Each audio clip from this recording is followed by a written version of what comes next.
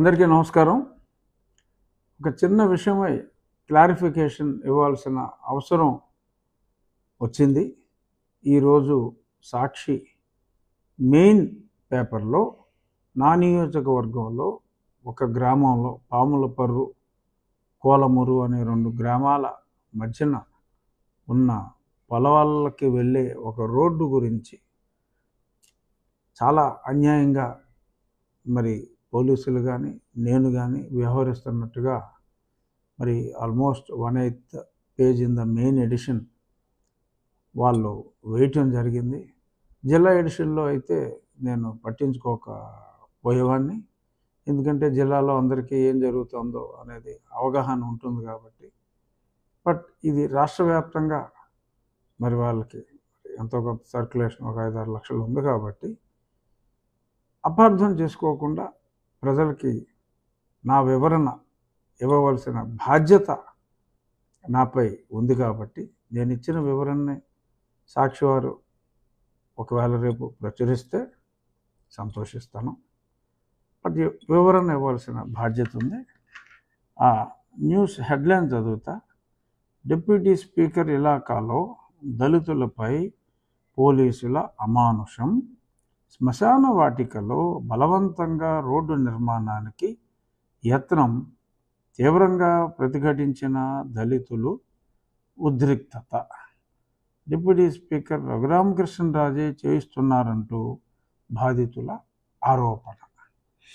So ఇక్కడ నేను ఇవ్వాల్సిన వివరం ఏమిటంటే, ఎక్కడైనా సరే గ్రామాల్లో పుంత రోడ్లని ఉంటాయండి. దాని పుంత రోడ్డు అంటే పొలాలకి వెళ్ళటానికి గతంలో ఉమ్మడిగా వదులుకొని ఏర్పాటు చేసుకున్న రోడ్డు. అదంతా ఆ పుంత రోడ్డు అనేది రెవెన్యూ వారి పరిధిలోనే ఉంటుంది. దాని మీద ఎవరికి ఎటువంటి హక్కు ఉండదు. అటువంటి పొలాల్లోకి వెళ్ళటానికి మెయిన్ పుంత దారి 82 సెంట్ల భూమిని పుంతగా ఎప్పటి నుంచో వాడుకుంటున్నారు. గతంలో 2 సంవత్సరాల క్రితం లోకల్ 2 సెంట్ల భూమిని, అంటే అది మొత్తం 82 సెంట్లు అయితే 42 సెంట్ల భూమిని క్రిస్టియన్స్ శ్మశానము నిమిత్తము. ఇక్కడ డిఫరెన్స్ ఉందండి. దళితులు, హిందువులు ఒక తనువు చాలించిన తర్వాత దాన్ని తగలబెట్టి అస్థికలను కృష్ణలోనో గోదావరిలోనో స్తోమత ఉన్నవాళ్ళు గంగా నదిలో ప్రయాగలో కలుపుకోవటం, అక్కడ సమాధులు లాంటివి నిర్మించటాలు జరగవు. సో ఎక్కడైనా సరే హిందువుల శ్మశానం చాలా తక్కువ స్థలంలోనే, అంటే కార్యక్రమాలు నిర్వహించుకోవడానికి, పూజలు చేయటానికి కొంత స్థలం అవసరమైనప్పటికీ కూడా ఓవరాల్గా స్థలం రిక్వైర్మెంట్ ఒక్కో గ్రామంలో ఒక అరెకరం, కొన్ని చోట్ల 25 సెంట్లు అలాగే ఉంటుంది. మతాచారం ప్రకారం క్రిస్టియన్స్కి వారు పూడ్చిపెట్టి దానిపైన సమాధి, స్తోమత ఉన్న వాళ్ళు గ్రానైట్తో, సో లేని వాళ్ళు సింపుల్గా సిమెంట్తో ఒక పెట్టెలో పెట్టి, ఆ పెట్టిన భూమిలో పెట్టి ఆ పైన దాన్ని ఒక సిలువతో ఏర్పాటు చేసుకుంటారు. దీనికి స్థలం చాలా ఎక్కువ కావాల్సి వస్తుంది. సో అక్కడ నెంబర్ 1 దళితులపై దాడి అని సాక్షి రాసింది తప్పు. అక్కడ జరిగింది ఏదైతే భూమి అక్కడున్న క్రిస్టియన్స్కి ఇచ్చారో, క్రిస్టియన్స్లో ఒకప్పుడు దళితులుగా ఉన్నవారు ఉండొచ్చు, ఇతర కులస్తులు ఉండొచ్చు, ఎందుకంటే కొలవలేని మతం క్రిస్టియానిటీ. సో కాబట్టి అందరూ కూడా ఆ మతం తీసుకున్నవారు కేవలం పూడ్చిపెట్టడం, దానిపైన సమాధి నిర్మించడమే జరుగుతుంది. సో దానికి స్పేస్ ఎక్కువ అవసరం ఉంటుంది. అది గుర్తించి 42 సెంట్ల భూమి కేటాయించడం జరిగింది. కానీ ఆ పక్కనున్న 38 సెంట్ల భూమి ఈ పుంతకి, అంటే పుంత మార్గాన్ని యాక్చువల్గా పుంతనివ్వటానికి లేదు, అయినప్పటికీ అప్పుడు కలెక్టర్ గారు ఇచ్చారు, ఓకే, రెవెన్యూ అధికారులు ఇచ్చారు. సో ఆ దారిలో వెహికల్స్ వెళ్ళటానికి ఇంతకంటే అవసరం లేదు అని చెప్పి వారు నిర్ణయించుకున్నారు, ఇచ్చారు, అది తప్పులేదు. ఆ ఇచ్చినది కాక ఆ పుంత రోడ్లో ఎవ్వరూ ఎటువంటి వాహనములు మూవ్ అవ్వటానికి వీల్లేదు. వేరే పొలంలోంచి మీరు వేసుకుంటే దారి వేసుకోండి, ఇది మా సమాధులు నిర్మించుకోవటానికి, మా మతాచారం ప్రకారం మా సమాధులు నిర్మించుకోవటానికి, అది శ్మశానం, హిందూ శ్మశాన వాటిక కాదు. సమాధులు నిర్మించుకోవటానికి మాకు ఎక్కువ స్థలం కావాలి, కాబట్టి కేటాయించిన స్థలం కన్నా ఆ పక్కన ఉన్నది కూడా మేము మా క్రిస్టియన్ శ్మశాన వాటికగానే మేము భావిస్తున్నాం, మీరెవరూ రావటానికి వీల్లేదు, మీ పొలాల్లోకి మీరు వెనక పొలాల్లోకి వెళ్ళాలి అంటే మీరు పక్కనున్న రైతుల పొలాల్లోంచి దారేసుకెళ్ళండి తప్ప ఇది కుదరదు అని చెప్పి అంటే ఆ రైతులందరూ వారి సమస్యని నా వద్దకు తీసుకొస్తే నేను ఎంఆర్ఓ గారికి వారికి ఏదైతే 42 సెంట్లు కేటాయించారో ఆ భూమిని మీరు ఇయర్ మార్క్ చేసి ఆ పక్కనున్న భూమిని అదే ఒక చిన్న పుంత మార్గం, కనీసం ఒక ట్రాక్టర్ అయినా వెళ్ళే విధంగా వీళ్ళకి ఇయర్ మార్క్ చేయకపోతే మొత్తం భూమిని వాళ్ళే తమదిగా భావించి అక్కడ కూడా ఈ సమాధులన్నీ వచ్చేస్తే చాలా ఇబ్బంది పడతారు, రైతులు ఇబ్బంది పడతారు. సో కాబట్టి ఉన్న వారికి కలెక్టర్ గారు అలాట్ చేసిన భూమిని వారికి ఇచ్చి ఆ పక్కన రైతులకి ఇబ్బంది లేని విధంగా, వెనకాల చేపల చెరువులు ఉన్నాయి, వరి పొలం ఉంది.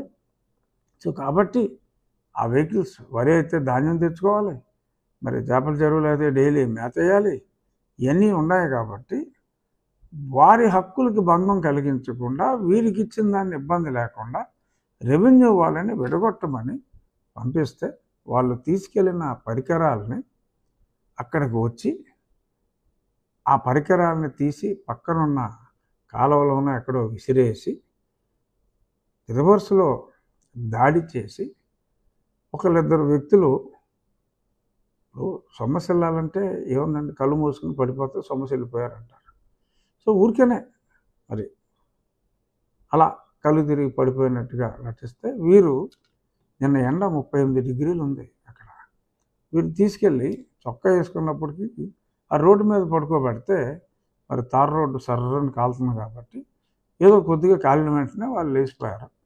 వాళ్ళని హాస్పిటల్కి కూడా తీసుకెళ్లారు, ఎటువంటి గాయాలు ఏమీ లేవని చెప్పి వాళ్ళు ఉల్లాసంగా ఉత్సాహంగానే ఉన్నారని చెప్పి డాక్టర్లు తీర్మానించారు. సో అంతా సజావుగా ఈరోజు కాకపోతే రేపైనా జరుగుతుంది. ఇక్కడ చెప్పవలసింది ఏంటంటే సాక్షి వారికి దళితులపై దాడి అన్నది పచ్చి అబద్ధం. ఎవరిపైనా దాడి లేదు, దళితులు వారు అసలు కానే కారు. వారి మతాచారం ప్రకారం మాకిచ్చిన స్థలం కాదు, మాకు ఇంకా స్థలం కావాలి, ఏదైనా సరే మేము తీసుకుంటాం, అడ్డొస్తే అడ్డొచ్చిన అధికారులని కొడతాం, మేమే తన్నులు తిన్నట్టుగా పడిపోతాం, సాక్షి పేపర్లో వాళ్ళు రాస్తారు అనే ఈ దురుద్దేశాలు సమంజసం కాదు. గౌరవనీయులైన సాక్షి యాజమాన్యానికి నేను చెప్పేది ఏంటంటే వచ్చి గ్రౌండ్ రియాలిటీ చూడండి, ఆ పేపర్స్ వెరిఫై చేయండి. రేపొద్దున మీ సాక్షి కార్యాలయాలు ఉంటాయి, ఆ కార్యాలయాల్లో 4 శవాలు తీసుకొచ్చి పాతేసి ఈ శ్మశానం ఇది మా క్రిస్టియన్స్ శ్మశానానికి మేము వాడుకుంటున్నాం, ఎందుకంటే మాకు భూమి సరిపోవట్లేదు, దినదినం సంఖ్య పెరుగుతుంది, మేము పాతి పెట్టాలి అని నీ సాక్షి కార్యాలయం ఆక్రమించుకుంటే ఏం చేస్తావు అని whoever is the owner of Sakshi, ఎందుకంటే అఫీషియల్గా మరి నాకు తెలిసిన జగన్మోహన్ రెడ్డి గారు నాకు సంబంధం లేదంటున్నారు. కాబట్టి ఎవరైతే సాక్షి యాజమాన్యం, ప్రస్తుత యాజమాన్యం ఎవరున్నారో మీ కార్యాలయాల్లో ఇలాగే అక్కడ పబ్లిక్ రోడ్ని ఎలా అయితే ఆక్యుపై చేసి సమాధి నిర్మించినట్టే మీ కార్యాలయంలో సమాధి నిర్మించి రేపటి నుంచి ఈ కార్యాలయంలో చుట్టుపక్కల ఉన్న భూభాగాన్ని మేము మా సమాధుల కోసం వాడుకుంటామంటే అది ఎంత తప్పు అవుతుందో ఇది అంతే. రిప్రజెంటేషన్ ఇవ్వండి. ఇంకెక్కడైనా ఖాళీ స్థలం ఉంటే ఎక్కడైనా సరే వారికి ఖననం చేయటానికి ఏర్పాట్లు చేసుకోవచ్చు. ఈ పొలానికి ఇదే దారి.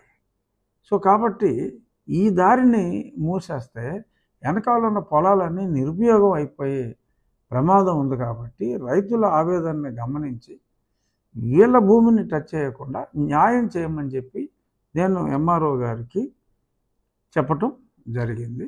వారిని అక్కడికి రానివ్వకుండా వీరు చర్యలు తీసుకుని రివర్స్లో నేను దాడి చేసినట్టుగా మాట్లాడటం సాక్షి యాజమాన్యానికి సమంజసం కాదు అని నేను తెలియజేయటం కోసం ఈ వివరణ ఇవ్వవలసి వచ్చింది. ప్రజలు అంటే చాలామంది సాక్షి పేపర్ చదవకపోవచ్చు, బట్ ఆ చదివిన కొద్దిమంది నన్ను అపార్థం చేసుకోకుండా ఈ నిజం చెప్పవలసిన బాధ్యత ఉంది. నో డౌట్ మీకు శ్మశానానికి ఎక్కువ స్థలం అవసరం అవుతుంది. ఎందుకంటే అనుదినం పుట్టివాళ్ళు పుడుతూ ఉంటారు, చనిపోయేవారు చనిపోతూ ఉంటారు. వారి అవసరాల కోసం కావాలి అంటే ఇది పద్ధతి కాదు. ఎక్కడైనా స్థలాలు మీరు కొనుక్కోవచ్చు. చర్చ్ ప్రాపర్టీస్ చాలా ఉన్నాయి. ప్రభుత్వం కూడా మీరు అడిగితే కాదందు, ఇస్తుంది. కానీ ఇలా పక్కవారి ప్రాంతాలని ఇలా ఆక్రమించుకుని రివర్స్లో దౌర్జన్యాలు చేసి దాన్ని పోలీసులో లేదంటే స్థానిక ఎమ్మెల్యేయో చేసినట్టుగా సాక్షి పేపర్లో తప్పుడు రాతలు రాయటం సమంజసం కాదు అని ఇటు క్రైస్తవ నాయకులకు అలాగే సాక్షి యాజమాన్యానికి సవినయంగా తెలియజేయటానికి ఈ వివరణ. ధన్యవాదాలు. Thank you.